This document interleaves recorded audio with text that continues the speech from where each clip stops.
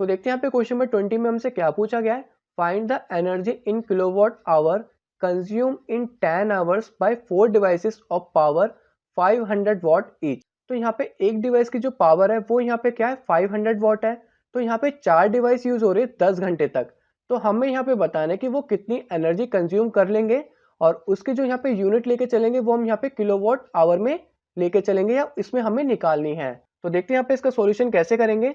तो सबसे पहले हमें यहाँ पे क्या गिवन है, तो सबसे पहले हमें यहाँ पे गिवन है कि एक जो डिवाइस है उसकी जो यहाँ पे पावर है वो यहाँ पे कितनी है 500 वॉट है। तो वो हम यहाँ पे लिख लेंगे power of one device, power of one device. तो एक डिवाइस की जो यहाँ पे पावर है वो हमारे यहाँ पे कितनी गिवन है 500 वॉट गिवन है। तो यहाँ पे जो पावर ऑफ 4 डिवाइस होगी वो यहाँ पे कितनी होगी, सिंपल तरीके से हम निकाल सकते हैं पावर ऑफ 4 डिवाइस। तो अगर एक डिवाइस यहाँ पे 500 वॉट यूज कर रहा है तो यहाँ पे 4 डिवाइस कितने यूज करेंगे, तो सिंपल 4 से मल्टीप्लाई कर देंगे। तो 4 इंटू 500 यहाँ पे कितना आ जाएगा हमारा 2000 वॉट आंसर आ जाएगा। अब हमें यहाँ पे पता है कि 1 किलो वॉट में हमारे यहाँ पे कितना होता है 1000 वॉट होते हैं। कितना होता है हमारे यहाँ पे 1000 वॉट होते हैं। तो हम यहाँ पे इस वैल्यू को किस में चेंज कर लेंगे, किलो वॉट में चेंज कर लेंगे। तो जब हम यहाँ पे इसको किलोवाट में चेंज करेंगे तो सिंपल हमें 1000 से डिवाइड करना है। तो 1000 डिवाइड करने पे यहाँ पे कितना आएगा हमारा आंसर 2 किलोवाट आंसर आ जाएगा। क्योंकि जो हमें यहाँ पे एनर्जी कंजप्शन निकालनी है वो हमें यहाँ पे किलोवाट आवर में निकालनी है, इसलिए हमने यहाँ पे इसको चेंज कर लिया है।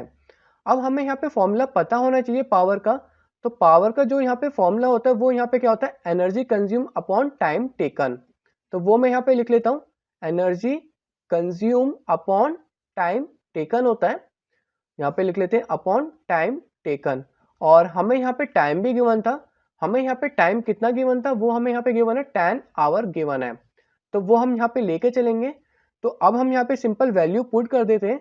तो पावर यहाँ पे कितनी निकाली थी हमने 2 किलोवाट, तो वो हम यहाँ पे लिख लेंगे 2 किलोवाट निकालेंगे।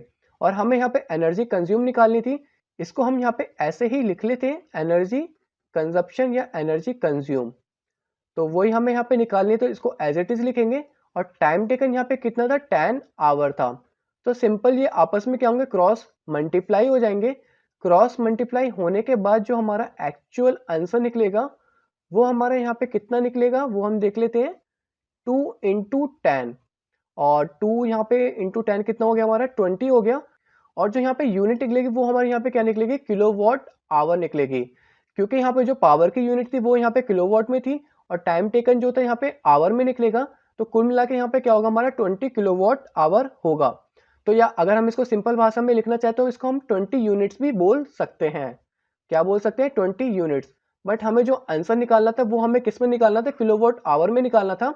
तो हम यहाँ पे सिर्फ इतना ही रहने दे सकते हैं। होप आपको ये वाला आंसर समझ में आ गया होगा। अब हम चलते हैं अपने नेक्स्ट क्वेश्चन की तरफ।